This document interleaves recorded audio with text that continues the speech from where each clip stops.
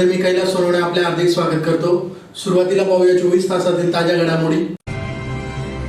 लाल दिव्याची गाडी वापरून जीएसटी अधिकारी असल्याचे भासून व्यापाऱ्यांची फसवणूक करणारे 2 पोलीस कर्मचारी व महिलेस करण्यात आले अटक। मराठा आरक्षणाच्या राजपत्राच्या मसुद्याच्या प्रती फाडून करण्यात आले आंदोलन।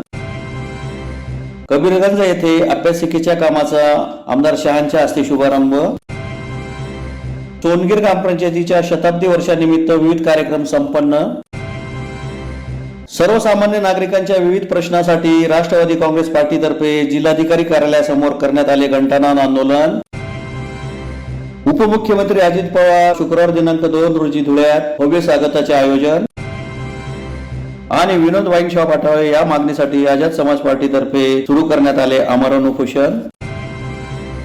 आता बातमीपत्र विस्ताराने। लाल दिव्याची गाडी वापरून जीएसटी अधिकारी असल्याचे सांगून व्यापाऱ्यांची सुमारे 71,53,000ची फसवणूक करणाऱ्या महिलेसह 2 पोलीस कर्मचाऱ्यांना अखेर अटक करण्यात आली असल्याची माहिती जिल्हा पोलीस अधीक्षक श्रीकांत देवरे यांनी दिली। लाल दिव्याची गाडी वापरून जीएसटी अधिकारी असल्याची बतावणी करून व्यापाऱ्यांची सुमारे 71,33,000 रुपयांची फसवणूक करणाऱ्या महिलेसह 2 पोलीस कर्मचाऱ्यांना अखेर अटक करण्यात आली आहे। फसवणूक झालेल्या व्यापाऱ्यांनी आझादनगर पोलीस ठाण्याशी संपर्क साधण्याचे आवाहन जिल्हा पोलीस अधीक्षक श्रीकांत देवरे यांनी केले आहे। याबाबत अधिक माहिती अशी की कश्मीर सिंग सरदार हजारदार सिंग बाजवा व 59 राहणार विकास कॉलनी पटियाला पंजाब यांनी दिलेल्या फिर्यादीनुसार 3 ते 4 अज्ञात व्यक्तींनी लाल दिव्याच्या टाटा सुमो गाडीत येऊन PB11 CZ 756 या वाहनाला अडवले व वाहन चालकाला आपण जीएसटी अधिकारी असल्याचे सांगून माल मोटारीतील मालाच्या पावत्यांची मागणी केली। यावेळी टॅक्स इनव्हॉइस बिलात फर्मच्या नावामध्ये चूक असल्याचे सांगून त्या अज्ञातांनी काश्मीर सिंग सरदार यांच्याशी मोबाईलवर संपर्क साधला। व्हॉट्सअपद्वारे संपर्क साधून तो त्या अधिकाऱ्यांनी काश्मीर सिंग सरदार यांच्याकडून दंडापोटी 12,96,000 रुपयांची मागणी केली। तडजोडी अंती ही रक्कम 1,30,000 रुपये मोबाईल गुगल पे द्वारे स्वीकारून काश्मीर सिंग सरदार यांची फसवणूक केली। या प्रकरणी 4 जानेवारी 2024 रोजी काश्मीर सिंग सरदार यांनी आझादनगर पोलीस ठाण्यात फिर्याद दिली। या फिर्यादीवरून गुन्हा दाखल झाल्यानंतर पोलीस अधीक्षक श्रीकांत देवरे यांनी या तपासाला गती दिली। सहाय्यक पोलीस अधीक्षक एस ऋषिकेश रेड्डी व पोलीस निरीक्षक बाळासाहेब थोरात यांनी या गुन्ह्याच्या तपासासाठी स्वतंत्र पथक तयार केले होते। या पथकाने गुन्ह्याची पद्धत व तांत्रिक विश्लेषणावरून स्वाती रोशन पाटील राहणार नाशिक तसेच धुळे पोलीस दलात कार्यरत पोलीस कर्मचारी बिपिन आनंद पाटील व इम्रान इसाक शेख दोन्ही राहणार धुळे या तिघांचे नाव निष्पन्न केले। तिघांनाही 31 जानेवारी रोजी अटक करून त्यांच्याकडून या गुन्ह्याची माहिती घेतली। तिघा संशयितांनी काश्मीर सिंग सरदार यांच्यासह अन्य व्यापाऱ्यांकडून तब्बल 71,33,984 रुपयांची फसवणूक केल्याचे प्रथम दर्शनी तपासात निष्पन्न झाले। दरम्यान या गुन्ह्यातील निष्पन्न झालेले इतर संशयित फरार असून त्यांचाही शोध घेण्यात येत आहे। सदरची कारवाई पोलीस अधीक्षक श्रीकांत देवरे, अप्पर पोलीस अधीक्षक किशोर काळे, सहाय्यक पोलीस अधीक्षक ऋषिकेश रेड्डी यांच्या मार्गदर्शनाखाली आझादनगर पोलीस ठाण्याचे प्रभारी पोलीस अधिकारी बाळासाहेब थोरात, सहाय्यक पोलीस निरीक्षक उमेश बोरशे, संदीप पाटील, खालिदा सय्यद, योगेश शिरसाट, शांतीलाल सोनवणे, संदीप कटरे, योगेश शिंदे, मुक्तार मनसुरी, गौतम सपकाळे, मकसूद पठाण, अनिल शिंपी, पंकज जोंधळे, सचिन जगताप, सिद्धार्थ मोरे, धीरज काटकर, वंदना कासवे, दत्तात्रय उजे, किरण कोठावदे, महेंद्र बधाने आदींनी केली। काही इस्मानकडून रात्रीच्या वेळेला आम्ही जीएसटीचे अधिकारी आहोत असे म्हणून वाहनांचे थांबवणं आणि त्यांच्याकडनं त्यांच्या बिल्टी वगैरे चेक करून त्यांच्याकडनं पैसे विविध याच्याने गोळा करणं अशी एक फिर्याद प्राप्त झाली होती। तर त्या अनुषंगाने आम्ही 3 लोकांना अटक केली आहे। त्याच्यापैकी एक स्वाती पाटील आहेत नाशिकच्या, एक ASI बिपिन पाटील आहे आणि एक इम्रान शेख नावाचे आमचे चालक आहे। अशा आम्ही 3घांना अटक केलेली आहे आणि तपास आता चालू आहे। आहे XYZ तो सध्या फरार आहे, तो देखील अटक होण्याची शक्यता आहे। त्याच्यानंतर तपासाला यांच्या टीमकडून किती रुपये आहे आता 71 लाखाचा आतापर्यंत त्यांनी पैसे घेतले असं तपासात निष्पन्न होत आहे। आरोपींना काल रात्रीच अटक झाली, त्यांचं इंट्रोगेशन अजून चालू आहे। हळूहळू आपल्याला तपासामध्ये प्रगती आहोत असे ते सांगायचे आणि लोकांकडनं ड्रायव्हरकडनं चालकाकडनं त्यांची बिल्टी चेक करून ते ऑनलाईन ट्रान्झॅक्शन देखील करत होते।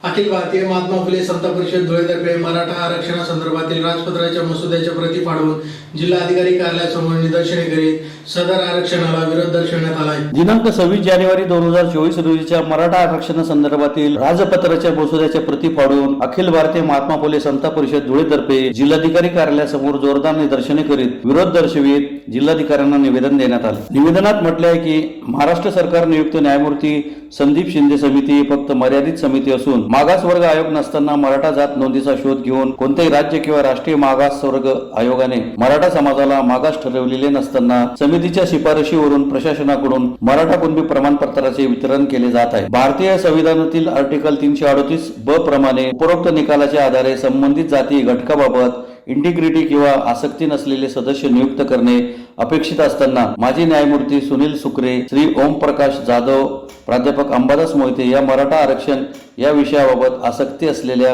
व्यक्तींच्या मागासवर्ग आयोगावर नियुक्त्या कशा केल्या? जर नियुक्त्या करायच्या होत्या तर माननीय सर्वोच्च न्यायालयाचा निकाल डॉक्टर जयश्री पाटील विरुद्ध मुख्यमंत्री महाराष्ट्र राज्य 2021 SSC व माधुरी पाटील विरुद्ध अतिरिक्त आयुक्त आदिवासी विकास 1997, 5 1994 व इंदिरा साहनी विरुद्ध भारत सरकार 1992 या खटल्यातील निकालानुसार अपेक्षित असलेल्या मागासवर्ग आयोगाच्या सदस्यांच्या इंटिग्रिटीनुसार नियुक्त्या का केल्या नाही? बेकायदेशीर आंदोलनाच्या दबावाखाली राज्यातल्या प्रस्तावित जमीनदारांना मागास ठरवण्याचे षडयंत्र केले जात आहे। मराठा समाजाचे मागासलेपण तपासण्यासाठी तयार करण्यात आलेल्या प्रश्नावली ही चुकीची आहे आणि आक्षेपार्ह पद्धतीने तयार केलेली आहे। हे सर्व कार्य मागासवर्ग आयोगाचे अध्यक्ष शुक्रे हे मराठा आहेत म्हणून होत आहे। आयोगात नियुक्त करण्यात आलेले इतर सदस्यही संबंधित जातीचे असल्याने तो मागासवर्ग आयोग न होता संबंधित जातीचा आयोग झाला असल्याचे दिसून येते। इतर मागासवर्गीय घटकांचे मागासलेपण तपासण्यासाठी एक तटस्थ किंवा अलिप्त व्यक्तीची नियुक्ती केलेला मागासवर्ग आयोग स्थापन करण्याची मूळ संकल्पना संविधानाच्या कलम 338 मध्ये अभिप्रेत आहे। तिचे इथे कुठेही पालन होताना दिसून येत नाही। उपरोक्त बाबी लक्षात घेता माजी न्यायमूर्ती संदीप शिंदे समितीच्या असंबद्ध नोंदी या विना अधिकार व फारसच्या पद्धतीने मोडी व उर्दू भाषेतील नोंदींचे आपल्या सोयीस्कर पद्धतीने अर्थ काढून बोगस पद्धतीने दिले जात आहे। तरी अशा पद्धतीने दिले जात असलेले प्रमाणपत्र वितरणाची प्रक्रिया तात्काळ थांबवण्यात यावी आदी मागण्या केल्या आहेत। यावेळी समता परिषदेचे जिल्हाध्यक्ष राजेंद्र बागुल, ओबीसी नेते दिलीप देवरे, बापू महाजन, माजी नगराध्यक्ष हनुमंत वाडिले, राजकिशोर तायडे, प्राध्यापक अण्णा माळी, गोपाल देवरे, BN बिरारी, विलासराव माळी, बिपिनचंद्र रोकडे, डॉक्टर सुनील वाघ, एकनाथ माळी, रत्नाकर माळी, सुरेश बोरशे, नितीन कुमार रोकडे, राजेंद्र गवळे, ईश्वर माळी, भूषण पाटील, कांतीलाल माळी, कैलास माळी, महेंद्र जगताप, मनोहर रोकडे, अशोक ऐरे, ॲडव्होकेट योगेश चौधरी, संतोष खैरनार, राजेंद्र पाटील आदी उपस्थित होते। जे बेकायदेशीररित्या जो अध्यादेश दिला, या अध्यादेशाचा ओबीसी समाजाच्या वतीनं या ठिकाणी आज पाडून आम्ही तीव्र निषेध व्यक्त करीत आहोत। माननीय नामदार छगनरावजी भुजबळ साहेब यांच्या आदेशान्वये आज सबंध ओबीसी समाज या ठिकाणी एकवटलेला आहे।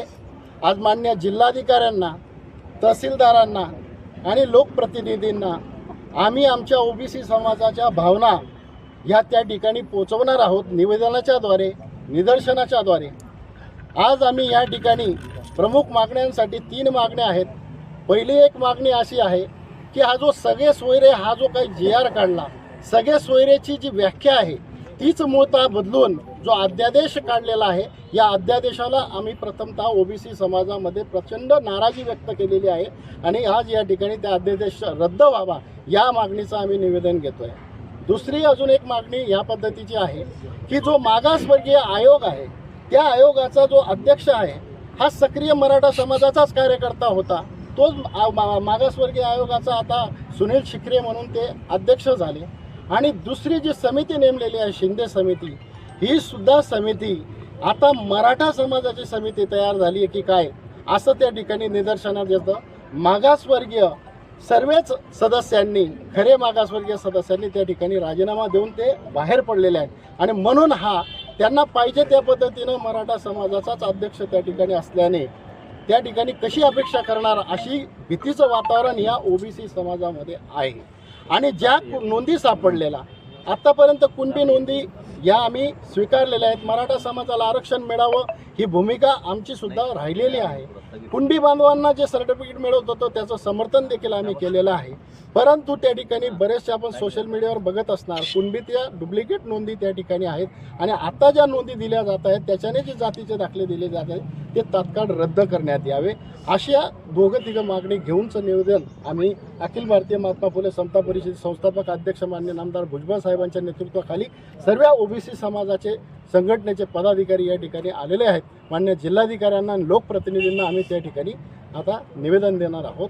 आम्ही या आरक्षणाचा जे दिलेलं आरक्षण आहे मराठा समाजाला बेकायदेशीरित्या याचा आम्ही निषेध व्यक्त करतो. धुळे शहरातील कबीरगंज येथील सर्वे क्रमांक 403 येथे जुन्या हबीब शाळेजवळ 25 लाख रुपये खर्चून बांधण्यात येणाऱ्या अभ्यासिकेच्या कामाचा शुभारंभ आमदार फारुख शाह यांच्या हस्ते गुरुवारी संपन्न झाला.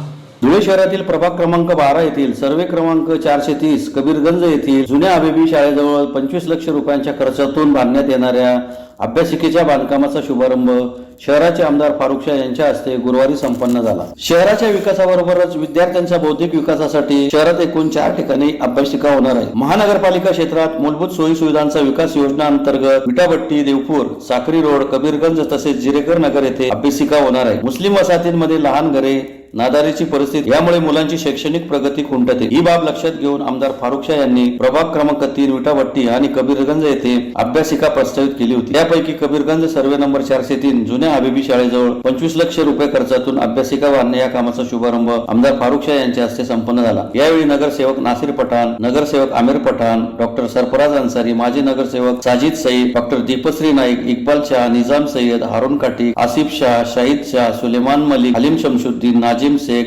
ॲडव्होकेट जुबेर अन्सारी, बबलू अन्सारी, युनुस शेख, जावेद खाटिक, मुस्ताक शेख, रियाज शाह, सऊद आलम, मुफ्ती कमर, सलमान खान, अबरार शाह, मलिका खाटिक, आकिब अली, शब्बीर अली, शादाब खाटिक, रिजवान अन्सारी, तौकीर रजा, फकीर वागवान, अफसर शाह आदी उपस्थित होते. प्रभाग क्रमांक 12 कबीरगंज येथे एका अभ्यासिकेचे शुभारंभ माझ्या हस्ते करण्यात आलेला आहे. ह्या कामासाठी ह्या परिसरातील आमचे जे कार्यकर्ते सऊद आलम तसेच शाहिद सर, आमिर पठाण, साजिद साई आणि ह्या वार्डातील नगरसेवक सरफराज अन्सारी आणि इतर कार्यकर्त्यांनी माझ्याकडे ह्या कामासाठी मागणी केलेली होती आणि त्या निमित्ताने मी ह्या कामासाठी 25 लाख रुपये मंजूर करून दिलेले होते आणि आज त्या कामाचा शुभारंभ माझ्या हस्ते करण्यात आलेला आहे. यावेळी माझ्यासोबत आमचे नगरसेवक नासिर पठाण, नगरसेवक आमिर पठाण, माजी नगरसेवक साजिद साई, महिला जिल्हाध्यक्षा दीपा मॅडम, मलायका मॅडम आणि ह्या परिसरातील अनेक कार्यकर्ते माझ्यासोबत उपस्थित आहेत. हे बघा, जिथे गरज होती अतिक्रमण काढायची ते आम्ही पण काढलेलं आहे आणि फुकट म्हणजे जे गोरगरीब लोक आहेत त्यांना बेघर करायचा हे आम्हाला काही जमत नाही. जे रोड आहे आम्ही रुंद केलेले आहे. आपण बघितलं असेल आग्रा रोडवर किती ट्रॅफिक जाम होता, तिथे पण आम्ही अतिक्रमण काढला. अजमेरा नगर भागात अतिक्रमण काढला. जिथे गरज होती तिथे आम्ही अतिक्रमण काढलेलं आहे. पहिले तर कसं आहे, ते माजी आमदार अनिल गोटे त्यांना विकासाची काही घेणं देणं नाही.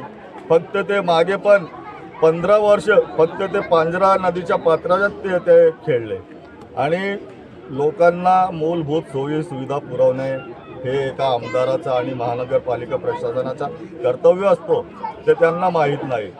आता आपण बघा, जेवढे नवीन वसाहती झालेल्या आहेत तिथे रस्ते नाही, गटारी नाही, लोकांना येण्या जाण्यासाठी आणि पिण्याच्या पाण्यासाठी त्रास सहन करावा लागत होता. कोणीच याकडे लक्ष दिलेलं नाही.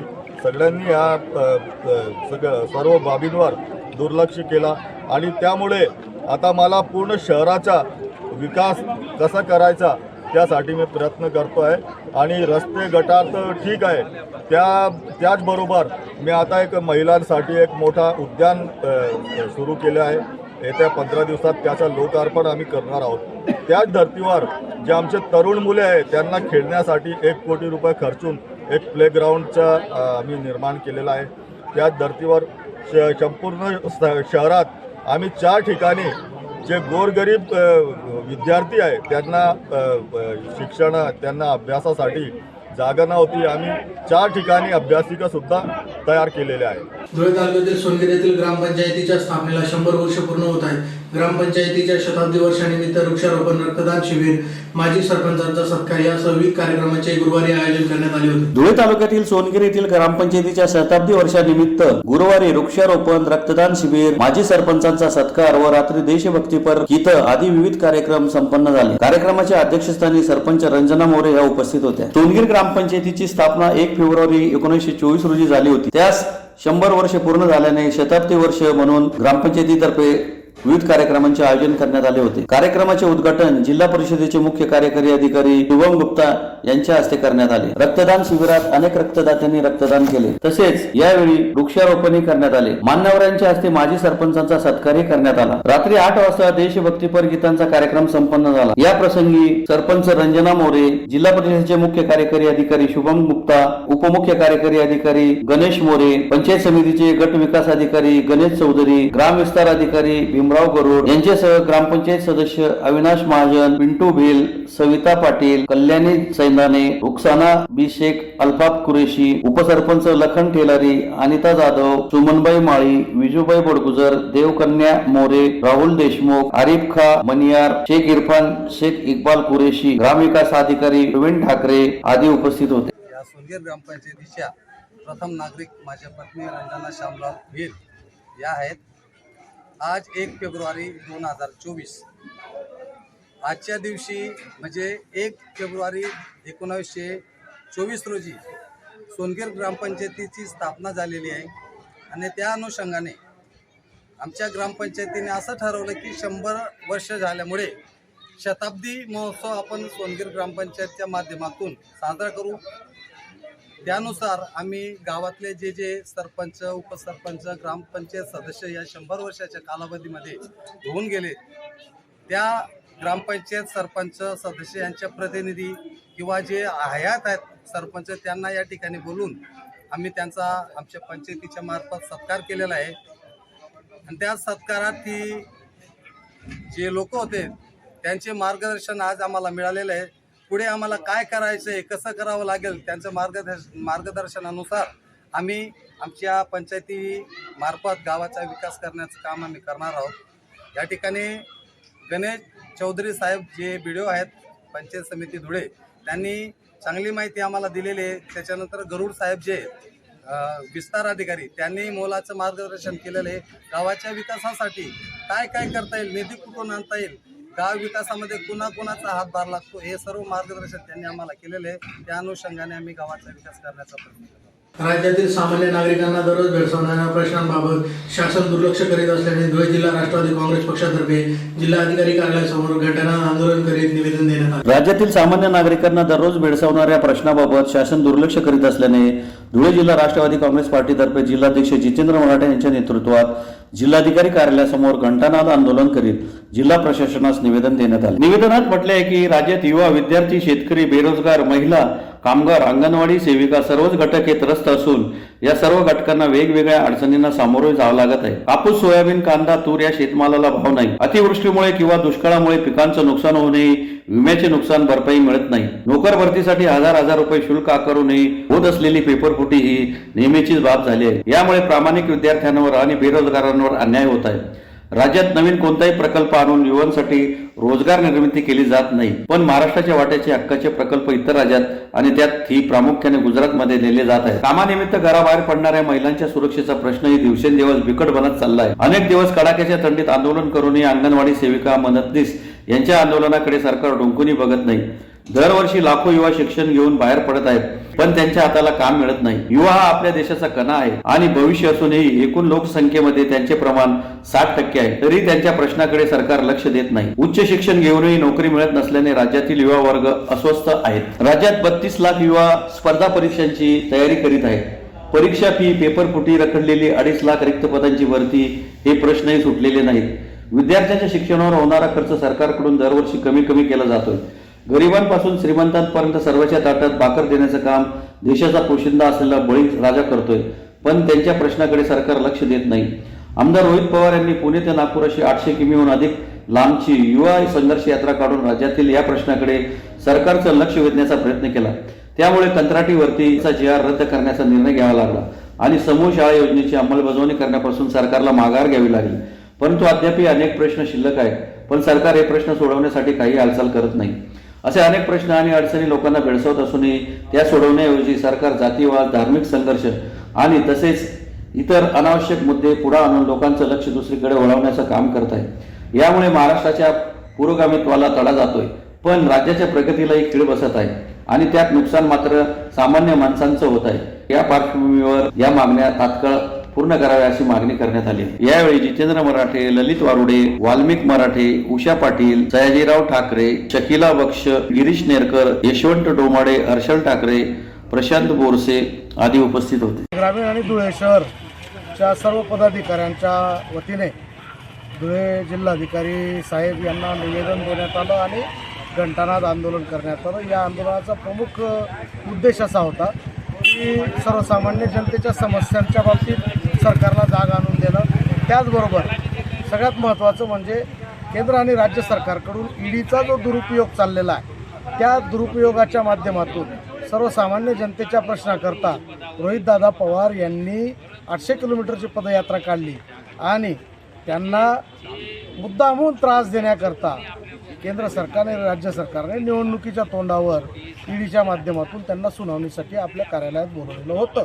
आज देखील त्याच्यासाठी बोलवण्यात आलेलं आहे.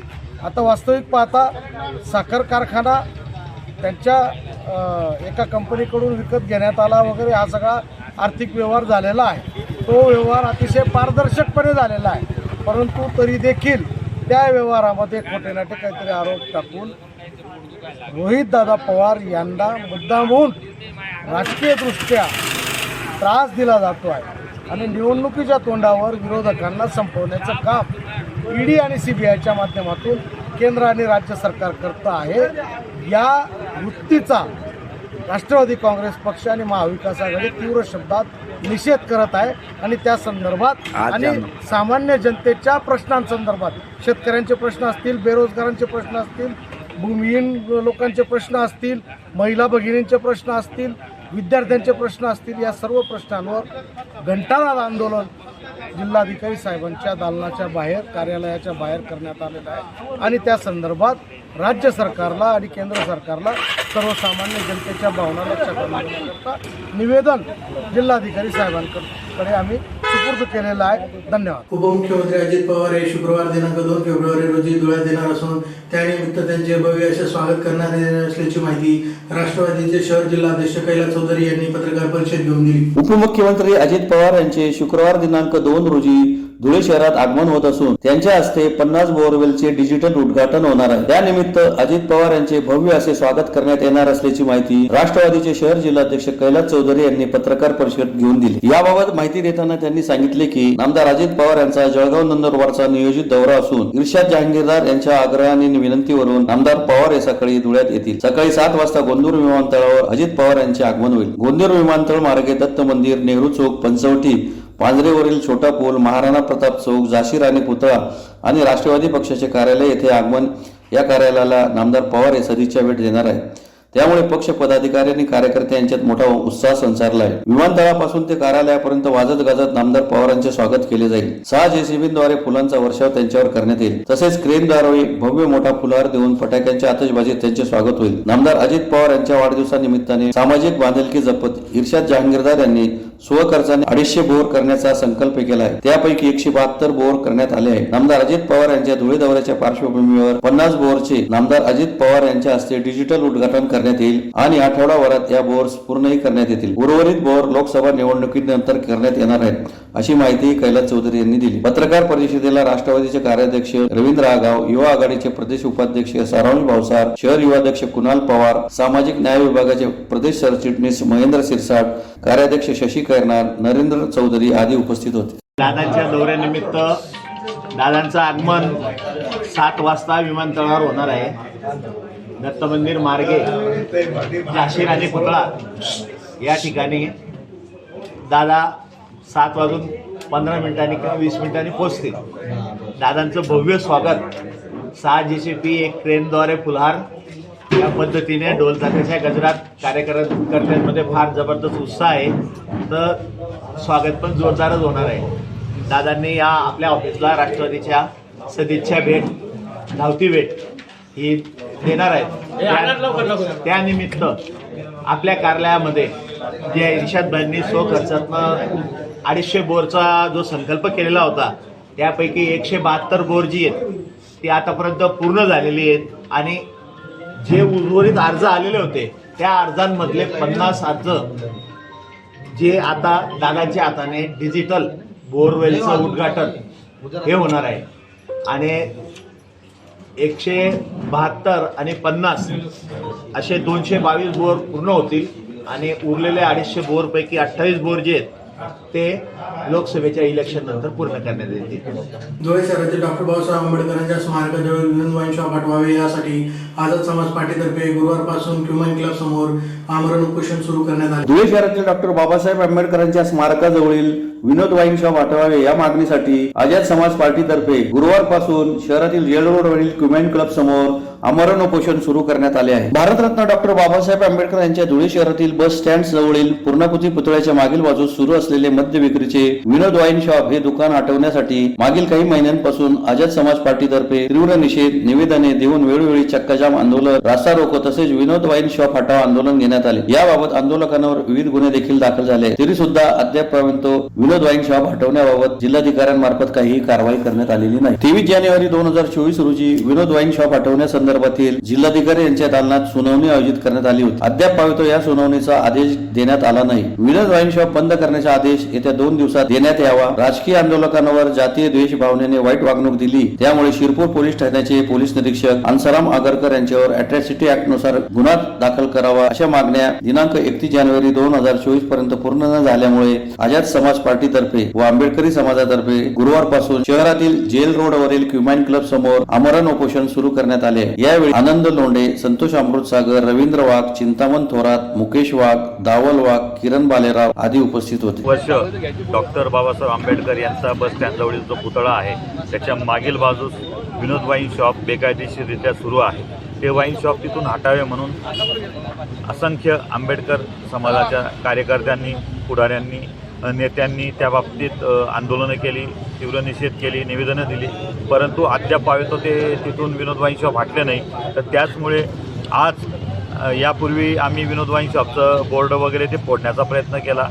प्रशासनावर दबाव आला. प्रशासनाने त्या बाबतीत नियमानुसार सुनावणी घेतली. सुनावणी झाल्यानंतर असं कळवण्यात येत आहे जिल्हाधिकाऱ्यांमार्फत की सुनावणी ही तुमच्या बाजूनेच राहणार आहे, पण आदेश अद्याप तो बंदचा विनोद वाईन शॉप हटवचा आलेला नाही आहे. म्हणून नाईलाजास्तव आझाद समाज पार्टीतर्फे आज आम्हाला आमरण उपोषणाला बसत आहोत.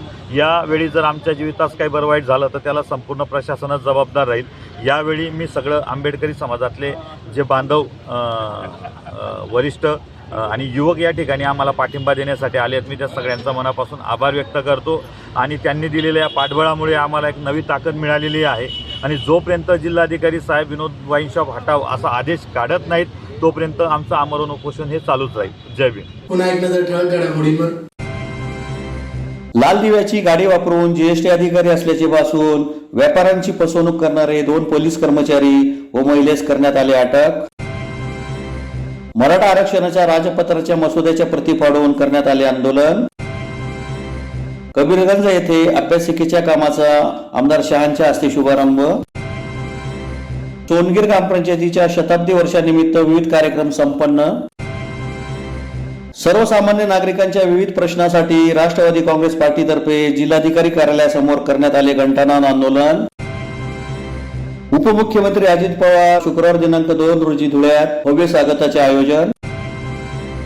आणि विनोद वाईन शॉप हटावे या मागणीसाठी आझाद समाज पार्टीतर्फे सुरू करण्यात आले आमरण उपोषण. याचबरोबर श्रीराम टाइम न्यूजच्या बातमीपत्र संपले. दिवसभरातील ताज्या घडामोडींसाठी पाहत राहा श्रीराम टाइम न्यूज. भेटूया पुढील प्रसारणात. तोपर्यंत नमस्कार.